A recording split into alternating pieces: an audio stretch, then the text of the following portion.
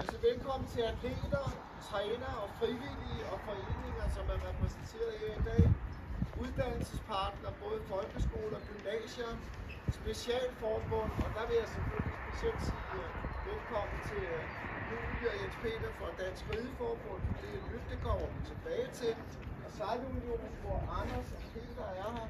Det er dejligt, I er her. Så er der politikerne fra vores eget byråd, direktion og kommunale centre, havns bestyrelse, og selvfølgelig Team Danmark med administrerende direktør Peter Fabrin og vores egen borgmester her.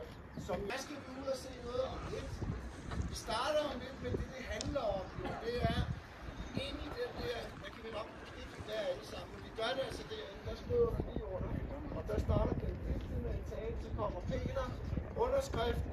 Derefter så lige kort på, hvad der sker resten af dagen. Det er altså, man lige kan få klippet en stor her, indvige et rampeanlæg for sejlsport. Det siger Michael lidt om. Og så får Anders Christensen, direktør i Sejlunionen, også lige et par ord. Jeg har bare glædet mig rigtig meget til i dag, Peter. Fordi det her, det har vi jo gjort før, Peter og jeg. Skrevet under på en samarbejdsaftale. Og nu gør vi det igen. Og det er jo ikke nogen hemmelighed, at det er holdt lidt hårdt her det seneste år, fordi vi blev lige sakset bagfra. Men det lykkes, takket være super gode kræfter og et fantastisk samarbejde. Så derfor så, og det kan jeg jo så også sige for vegne af formanden for Idræt og Fritidsudvalget, Claus, er også en glad mand i dag. Rigtig glad mand. Ja, det er godt. For det er en stor dag for Helsingør Kommune og i det hele taget for dansk talent og eliteidræt. Fordi nu skal vi til lige om lidt at skrive under på den fjerde 4-årige samarbejdsaftale, Team Danmark-aftale, hvor vi ikke bare markerer, at vi har et samarbejde, men vi sådan set også markerer, at vi har en fælles ambition om at skabe de bedst mulige rammer for vores unge talenter. Siden 2014, der har Helsingør Kommune været en del af Elite Kommune-samarbejdet, som er i Team Danmark. Og det er vi enormt stolte over. Og det er jo ikke bare noget, man kan sige i en skåltale, for det forpligter. Og hvad er det så, vi kan gøre sammen for de her unge mennesker? Vi kan styrke det sociale, vi kan styrke det mentale perspektiv. Og noget af det, som vi kan tilbyde, det er et hammerstærkt fællesskab. Hvor I er tæt på uddannelser, klubber, og hvor der er generelt gode samarbejder med kommune og klubber, forbund og skoler. I er nytænkende, og det er jo et godt eksempel her i Skodderup i dag, hvor I har skabt et stærkt talentmiljø med mange unge talenter på tværs af kommunegrænser. Klubber på Nordkysten med stor opbakning fra frivillige, og dem skal vi jo igen understrege vigtigheden af de kræfter, der er her i Snekkersten Havn.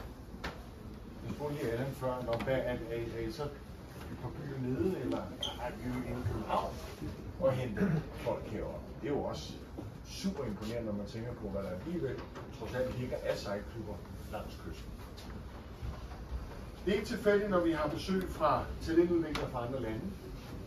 Så tager vi nemlig også dem med til Helsingør, til frivillige, til alt, hvad ligger i sporten, fordi den løfter stolthed og fællesskab og alt muligt andet mere end noget andet. Så tak til jer.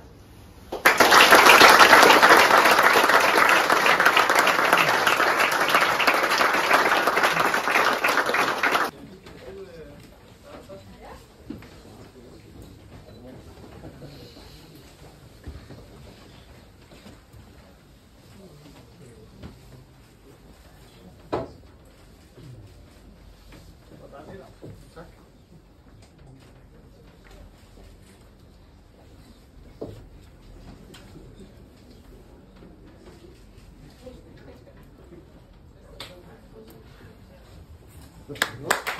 Tak for jeres fine ord. Michael, du siger lige, hvad der nu lige sker videre frem her de næste halve time her. Ja. Jeg hedder Michael Melby. Jeg er leder af alle de unge sejlere her i Snekkersten Skodderup Sejlklub. Og jeg vil særligt rette min tale mod sejlerne i første omgang. Fordi jeg synes, det er helt fantastisk, at vi har taget en rejse sammen på 10 år, fra at vi næsten ikke var nogen sejlere her lokalt i byen, til at vi er en kæmpe gruppe sejlere, måske den største ungdomsafdeling i Danmark i dag. Og ud af det, der bliver sagt her, at vi fandt vores vej, selv det enormt god, og så blive ved med at give tilbage til hele det lokalsamfund, man bor i. Der er I simpelthen Helsingørs fyrtårn i dag, og der er så mange, der ser op til jer, og I kan se hver dag, hvor mange folk der er omkring jer, der gerne vil hjælpe jer. Og de sidste dage inden arrangementet her, der er så mange, der er kommet af egen drift og spurgt, er der noget, vi kan hjælpe med? Og flytte rundt på ting og stå og skovle jord herude i går aftes og alt muligt. En kæmpe stor respekt for den rejse, I har taget. Og til dem af jer, der ikke kender sejlsport, der vil jeg bare sige, ja, vi sejler herude hver dag. Men udover det, så rejser vi tusindvis af kilometer med vores joller hver eneste år.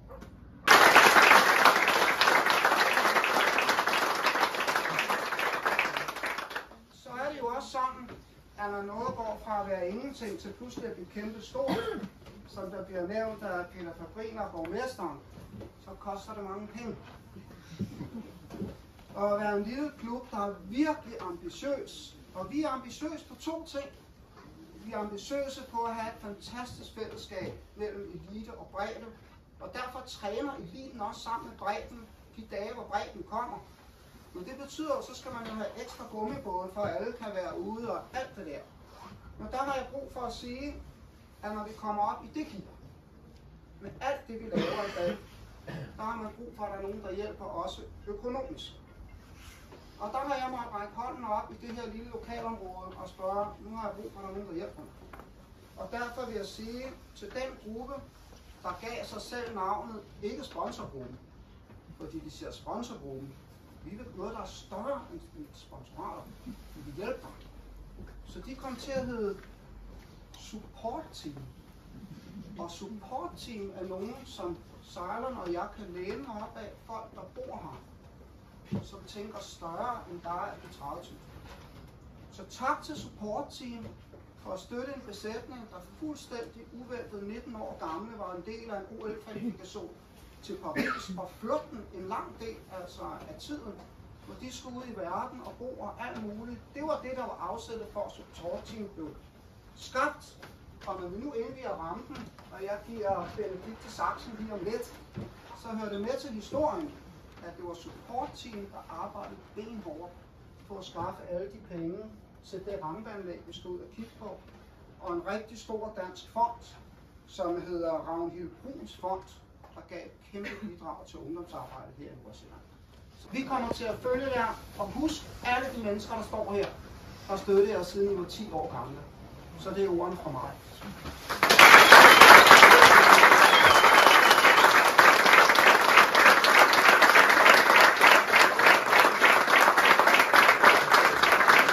Vi arbejder på i Sejlunionen, det er, at vi skal lave det, vi kalder strategiske samarbejder med sådan 10-12 steder i Danmark. Og det er en proces, vi er i gang med.